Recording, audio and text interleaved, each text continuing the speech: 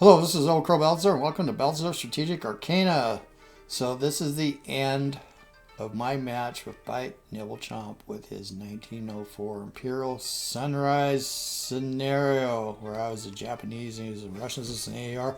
Kind of did an AR in the last episode, check that out. But we need to finish this, so let's go. So I believe that it's going to be a Russian minor victory, which I'm fine with that. Playing this for the first time and tried to test after I started playing, and I did get against the AI. I got to see both sides, and I saw a lot of things that I didn't know as they moved in, but we're going to go discuss that. Let's see here. Yeah, when you use that. Also, friend Kirk 23, he's got a hybrid NATO counter mod made. I haven't tried it yet. I didn't want to accidentally mess this up. So Kirk, sorry you didn't get to see your counters here. I got to mess with them. I know it's different than a game mod. Well, you have a game mod too. I saw that and it looks pretty cool. Anyway, let's see. This is he ran. That should be it. He just wants his victory. Javi's turn. 0 turns remaining. Well, wait a second. We got another turn. December 28th. Oh, I thought this was the final. It isn't. Oh, I was totally wrong. Oh, well. I thought the last turn was the final and we're stuck in the ice. Well, not an AAR. I did that the last episode, so we'll do it again. It's ice. Yeah, we're not going to get anywhere with this. Let's go look at supply here, because he will get a final blow.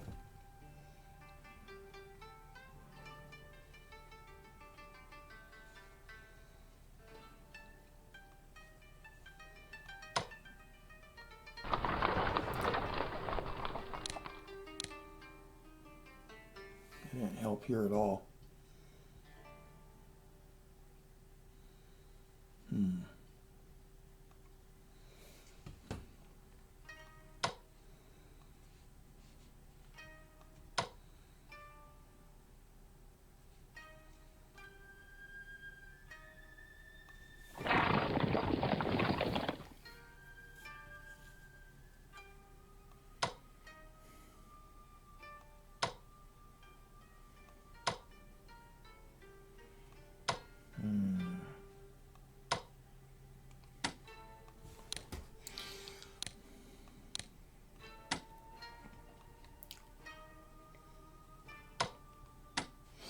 Now, not really anything to do.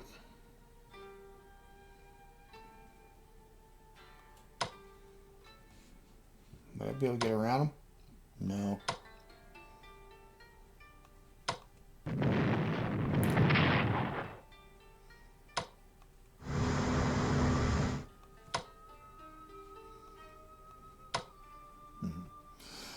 Yeah.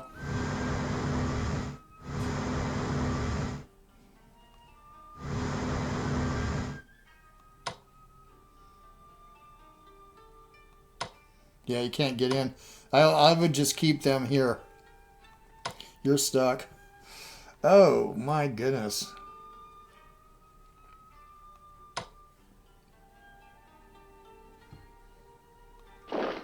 Oh.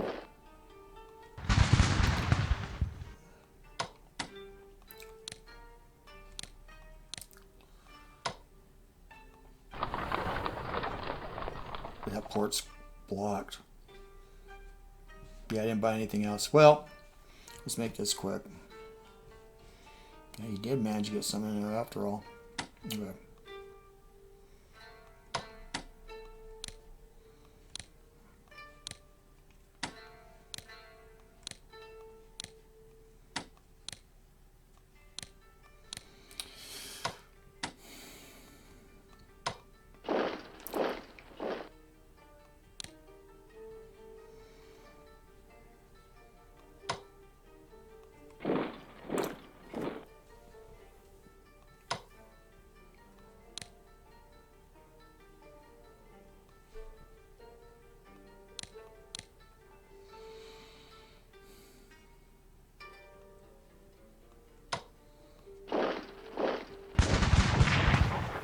That's a hell of a hit, actually.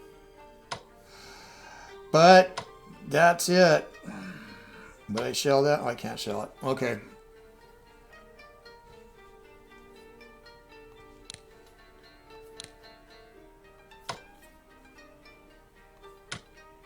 Yeah, I thought there was 43 turns. It's 44. 15% for the Ruskies. And again, I'll do. Let's see. Let's go look at.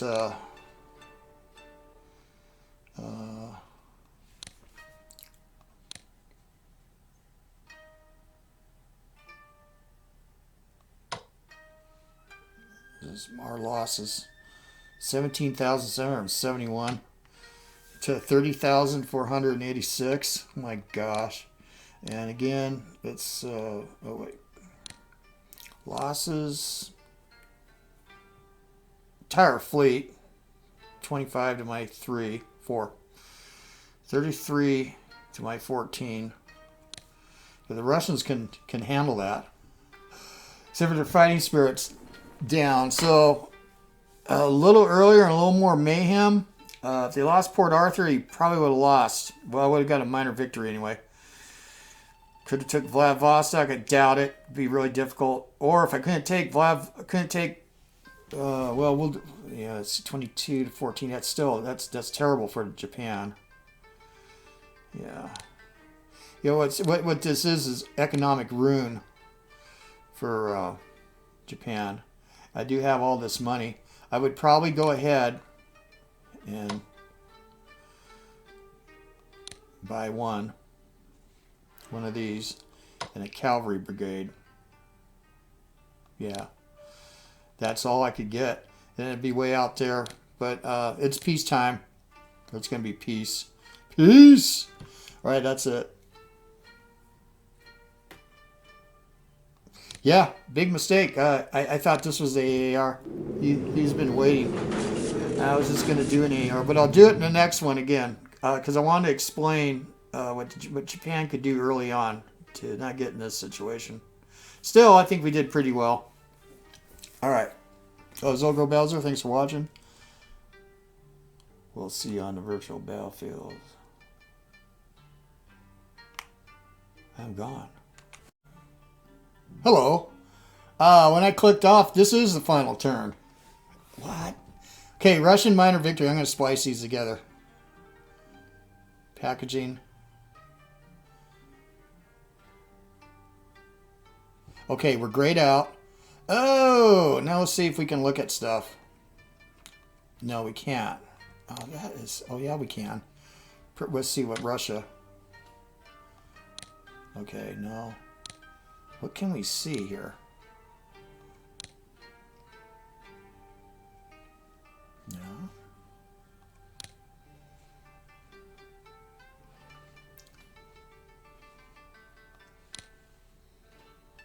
Anything new?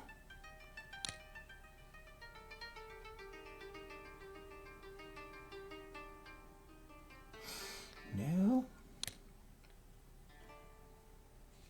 Yikes, here's the losses, total losses.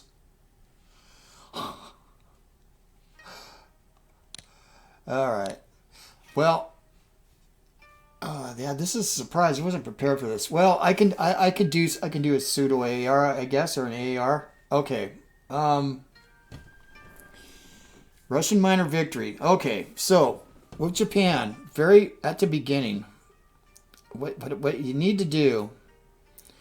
When I got into the campaign, I didn't realize that Pyongyang would be frozen right off like this, and so I was bringing stuff into Seoul, and I brought a lot of bulk of my army into Seoul when I could have waited for when the ice would melt. Now there was a lot of mud here too, and I trudged a lot of people through here. Another thing I did a follow-up attack on the Russian fleet here. Now that's fine because you can kill a battleship, but I used my ships to beat him down. And I did take a lot of damage. So anyway, I think what you got to do with the Japanese is you got to prioritize your army. Cordon these guys off. Maybe do a follow-up attack. Maybe even go and slaughter his ships. But I spent a bunch of money fixing up my ships. twice, but early on when I didn't really need to. What you need to do is prioritize. You know what I'd have to do is get into a new game. Let me quit.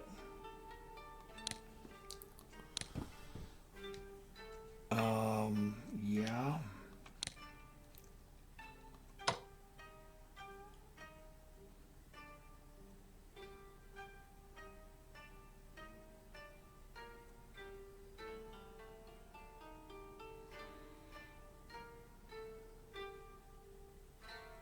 Where are you? Oh, it's down at the bottom now.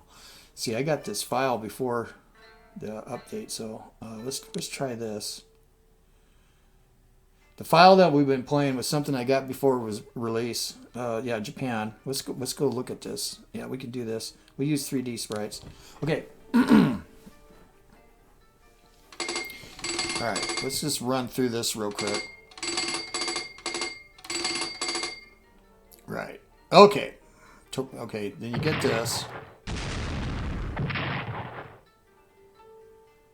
Okay. So it is possible to do up a fall attack like I did in this series, and you can sync these. Sometimes you can. It depends on what damage is going on here. I got the fog of war off. So, but you don't know until you get in there, but because it's random the damage. But it's possible to sync these two ships, but you got to pull these guys off. And if you don't want this cruiser to get away, well, you can hit it with these land troops, but then they're stuck here. Irregardless of that, Japan's units, infantry, are all over the place, but one critical unit, because I ran into ambushes, is this. So I would say, and it you don't have any money on the first turn, so you could theoretically get this all the way over here to Nagoya, which is fine.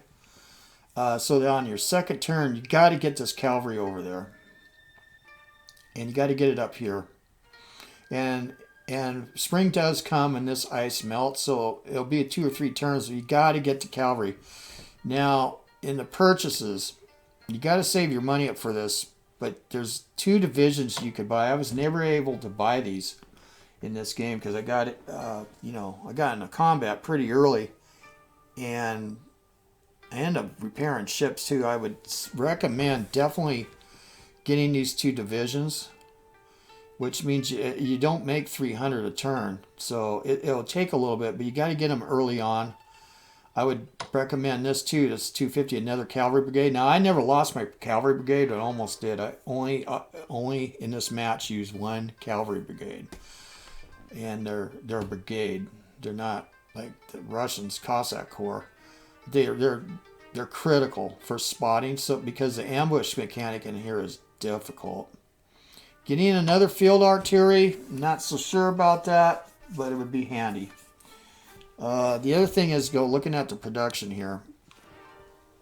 So the only thing you got is you get for land is you get the siege artillery, and that's way out there. I don't know. The Japanese, once they get up across the Yalu River and push on, historically they did isolate Port Arthur. And they didn't take Mukden until 1905. But they did have a cordon off right here, and they sent units down here, and they got their siege artillery in here and pounded this. But so it's critical for Japan to cut this off, but they're kind of in between 2 different groups of Russians, right? And these ones are going to be coming down the road. So I don't know if I still haven't decided yet. If you take the bulk of your army here and try to take this, because you're going to have Russians coming down here and bothering your flank. I decided, I thought that I could, if I couldn't take Mukden, I could at least hold like this port and hold this area right here, right? Pretty strong. And unfortunately, I got myself in fandango with him back and forth, and he finally got one over on me. So like historically the Japanese didn't take Mukden in 1905, but I don't know if you could do that, if that's actually wise. Do you go straight for Mukden, because then the nearest place he can get or bring in units that he's buying, or in production is up here, and then they got to march down, and it's all open. And there's Chinese border here, so it looks like you could, as a Japanese, once you got mucked in, you could block this. Or do you have a screening force here and dig them in, and come here with a bunch of troops? It's difficult to say. I mean, I think it's critical that you get New Chang. It's critical that you block this. So he can't rail cores down here. You got to do that. You got to take Liaoyang, I would say. I don't see how you could actually think about taking Port Arthur before you took Liaoyang. But to do this, you definitely need all your infantry. And I went and landed on Sakhalin Island. I did that because I wanted to early. I did that because I didn't want to port a call for him. I don't think that was necessary after all, but it was also an FS objective. But this little town here is not that big of an FS value. They all have different values. Vladivostok, losing Vladivostok is the same as losing Port Arthur. That's bad for Russia. This would be very difficult. The nearest port is here. You could probably do landings, but very expensive. But you would probably need two HQs and a whole bunch of divisions. And that means you're forgetting about, you just not bother this. Unfortunately, Japan can't win. They can't get a minor victory unless at least they hold all the Korean towns and Port Arthur. Now, you could come into this thinking that maybe you could bring down Russia's FS to 0 and defeat them that way. And that is viable, actually. Without taking Port Arthur. You might want to consider going all the way into Mukden. Trying to, with everything you got, take Mukden. Of course, this is isolated. Bring in those extra divisions and try to take it down at your leisure. But destroy them at Mukden early. Because this flank is not a big threat. He's not going to want to come out. So it's critical you cut this. So maybe and take Mukden. Now I'm talking about multiplayer. In single player, there's all kinds of different options. You might even want to consider doing Vladivostok. It would be fun. But I think it'd be difficult. You got to block this rail line. And still Russians will be showing up here. There's a rail line all the way through here, right? Don't know how well that would go. And if you want to destroy his FS, you're going to have to, or his fighting spirit, you're going to have to kill all of his ships. So it's very difficult for Japan. Again, what I did, I wasn't quite clear on how well I was going to be able to move all my troops up here. I mean, I was able to get into Liaoyang and Nuchang very quick. The ambush mechanic, it's critical. You see when you're moving, and I made some mistakes up in here, some ambush mistakes. Early on, I did crash into him here, but I wasn't really concerned about that so much. I needed to push on him, and if he stayed, the follow-up troops would kill him. So that was fine. I was able to kill an HQ, a 5 HQ up here when he tried to retreat. Probably could have did that better. So, to really get moving along up here, you need some decent weather.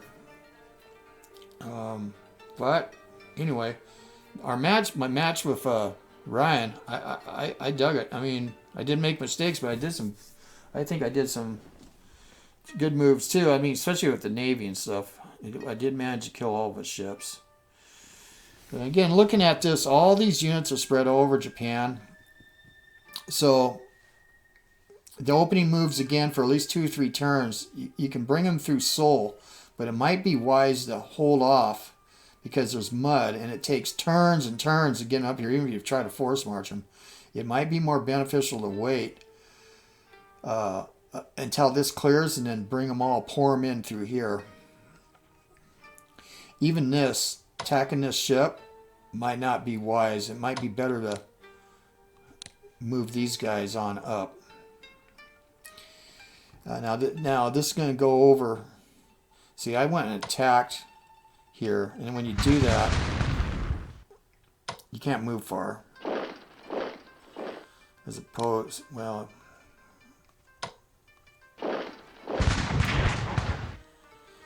I don't know. It does free up these ships.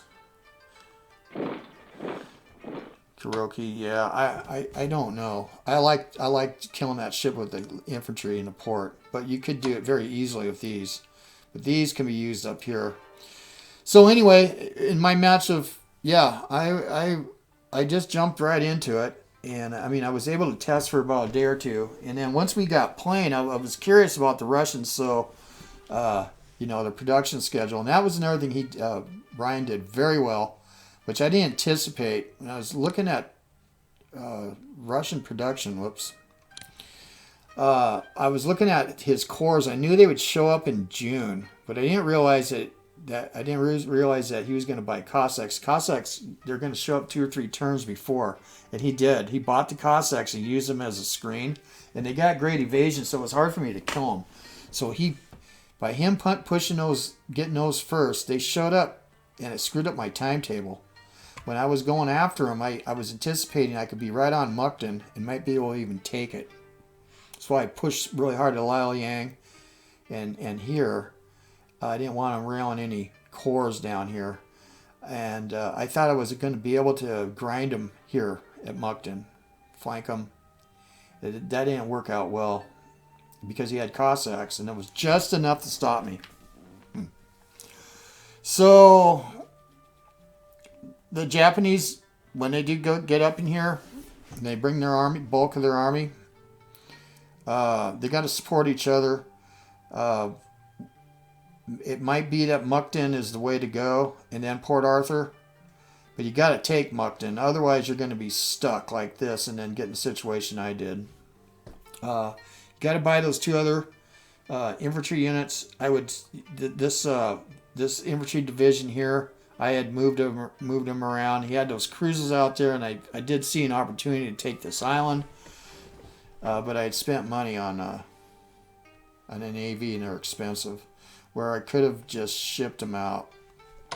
Now, you can't go out until this ice melts, but you could get them out with an escort, and but get them all as quick as you can, probably to here, most of them, instead of Seoul. That's my take. You could do landings that cost money, but depending on how the Russian player moves their units, and I should be able to see something else again. I'm not sure, but this did gray out, so it's possible I won't be able to review the Russian point of view. I thought that you could, and again, I'll apologize. So I did kind of get a turn. So anyway, well, this is OldCrowBalthazor. It was a great match. I'm going to do this again. I think this scenario is really well balanced, and I played single player on veteran as Russia and as Japan on the side. I didn't complete either game, but there was all kinds of different options. And the other thing I like about it is even the chips are down for you for both sides. You can turn it in your favor. It's not so much of a dramatic snowball effect that in some SC games you get. Once you get to a certain point, it's pretty much certain. So I did manage to eke out. I didn't have a victory, but I did manage to destroy his whole entire fleet, and inflict excruciating casualties on the Russians. And we were so close. Again, we almost drove them down to 0 FS. Let me go see here. Now that this is the game, do I have... I had a strategy guide. I had a PDF.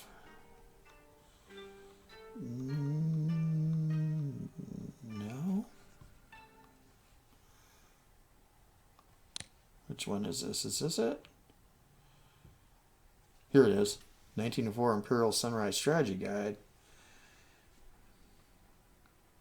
I think... Here we go. Victory conditions.